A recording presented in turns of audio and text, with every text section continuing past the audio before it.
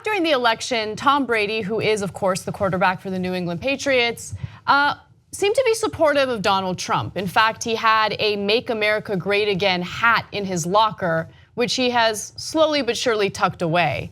And now, recently, he decided to talk about Donald Trump's statements in regard to NFL players who refused to stand during the national anthem. He was on the Kirk and Callahan show, and here's what he had to say about Trump's comments to those who refused to stand. Yeah, I mean, I certainly disagree with what he said, and thought it was just divisive, and like I said, it's I just want to support my teammates, and I always say I'm never one that says, oh, that's wrong or that's right or that's.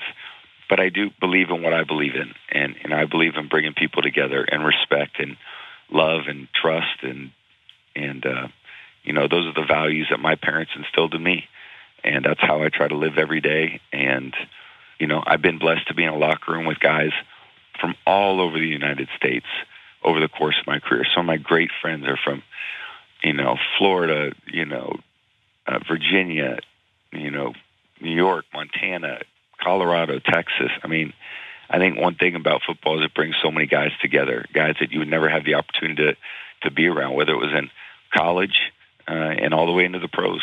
And we're all different and we're all unique, and that's what makes us all so special. So he was also asked about those who agree with Trump and actually disagree with those who refuse to stand for the national anthem. And here's what he had to say about it, and I totally agree with him. I think everyone has the right to do whatever they want to do. If you don't agree, that is fine. You can voice your disagreement. I think that is great. It's part of our democracy. As long as it is done in a peaceful, respectful way, that is what our country has been all about. At least that's what our country is supposed to be all about. Yeah. So I thought those were some interesting statements, and I was more curious to read what his fans had to say about his comments, because a lot of his fans are Trump supporters who are enraged about NFL players not standing for the anthem, and they think he's sold out. I don't know who he's sold out to, but apparently you can't have a disagreement without selling out somehow. To Elizabeth Warren, that's who he sold out to. Yeah. The senator from Massachusetts. Massachusetts is one of the most liberal states in the country. That the Patriots are obviously from that general area, and so. That's the problem, right? The right-wing fans are given so much more of a voice. So people are like, oh, well, the fans don't want Kaepernick. Wait a minute, a lot of the fans do want Kaepernick, but they never get anywhere near the coverage. Right. There's Kaepernick's jerseys were selling like crazy, et cetera, but that didn't get, if you're a right-winger though, you have more privileged voice. And so I'm sure that an overwhelming percentage of Massachusetts agrees with Tom Brady's latest statement, which by the way was not that bold. It's not like he was saying, oh yeah, Kaepernick is right. It's not like he was saying, yes, there is police brutality. He said, you could even argue that it was milquetoast. I have a lot of friends from all over the country because I've played sports with them. In other words, right. I have black friends and white friends and Latino friends, right? His strongest statement was, I certainly disagree with what he said. That was his strongest statement, and of course an argument can be made that that was milquetoast, that wasn't a strong statement. But coming from someone who supported Trump and had a MAGA hat in his locker, I think it's important for him to speak out, because right now I feel like there is this need to support your candidate regardless of what he or she does, and that's crazy. It's okay to criticize someone that you supported, a politician that you like. You are supposed to hold them accountable. And look, regardless of where you stand on the national anthem debate, you have to at least acknowledge that it's unacceptable for a president to refer to individuals who are practicing their First Amendment rights sons of bitches. That is insane. Now, look, I don't mind the vulgar language. It is a weird thing for the president to do it.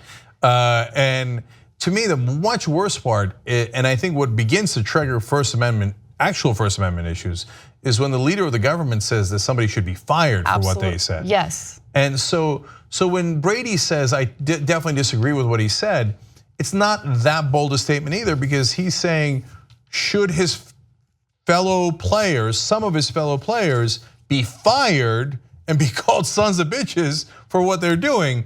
It'd be a little crazy for him to go in the other direction and go, oh, Trump is right. I think a bunch of players in the NFL should be fired for speaking their mind. That would be an unbelievable statement.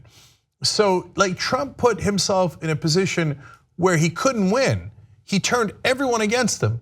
because saying that their teammates should be fired means that all the players have to support Kaepernick. Whereas before, not a lot of them were supporting him, right? And he turned the coaches against him, he turned the general managers against him, and then he even turned the owners against him, because then he started saying people shouldn't go to the games, and the owners are like, whoa, that's not cool. So now they all disagree with his statements because he's too stupid to make a rational argument even for his own side. So look, and for the people who think that Brady was milquetoast there, that's the issue I brought up. I hear you, but he also has a right to be milquetoast. Like, yeah, I'll take it. He's not, look, it would be one thing if he was this politically outspoken athlete and then this situation occurs and he has a very mild statement, mediocre statement. But he doesn't, look, I don't know too much about Tom Brady, to be fair, but he doesn't strike me as someone who engages in political discussions on a regular basis. No, having that hat was the most political thing he'd ever done. Right. So, and look, and if you're LeBron James and Tamir Rice gets shot in Cleveland, and then the cops double down about it, that's a moment where I was hoping that LeBron James would do something more political and stand up for justice.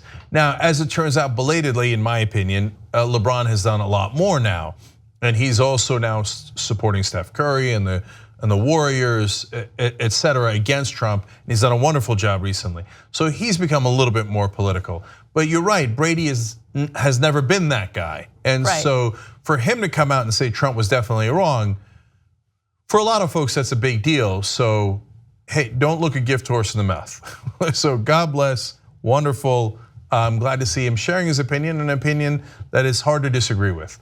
Right. And lastly, I like that little reference that Anna made. It's very sly, how he tucked away the hat, like the tuck rule, right, Anna? Yeah, totally. See, I know stuff.